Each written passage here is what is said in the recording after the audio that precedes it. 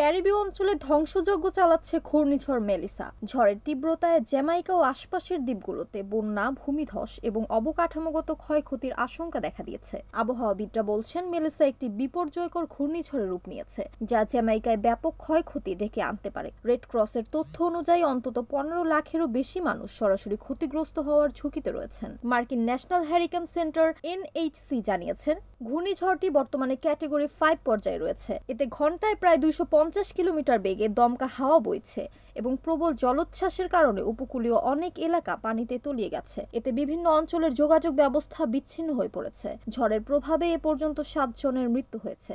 এর মধ্যে জ্যামাইকায় 3 জন, হাইতিতে 3 জন এবং ডোমিনিকান পাবলিকে 1 জন। এছাড়া একজন নিখোঁজ বলে স্থানীয় প্রশাসন নিশ্চিত করেছে। জ্যামাইকার সরকার জানিয়েছে, ঝড়ের আঘাতে বিদ্যুৎ ও টেলিযোগাযোগ ব্যবস্থা মারাত্মকভাবে ক্ষতিগ্রস্ত হয়েছে। ক্ষতিগ্রস্তদের সহায়তায় জরুরি কার্যক্রম শুরু করা হয়েছে এবং একটি বিশেষ অনলাইন পোর্টালের মাধ্যমে সরাসরি সহায়তা দেওয়া হচ্ছে। বিশেষজ্ঞদের মতে, সাম্প্রতিক বছরগুলোতে সাগরের তাপমাত্রা অস্বাভাবিকভাবে বেড়ে যাওয়ায় মেলিসা অতিরিক্ত শক্তি অর্জন করেছে, যা কেবল জ্যামাইকার নয়, গোটা ক্যারিবীয় অঞ্চলের জন্য এক ভয়াবহ মানবিক সংকটের আশঙ্কা তৈরি করেছে। NAN TV news desk.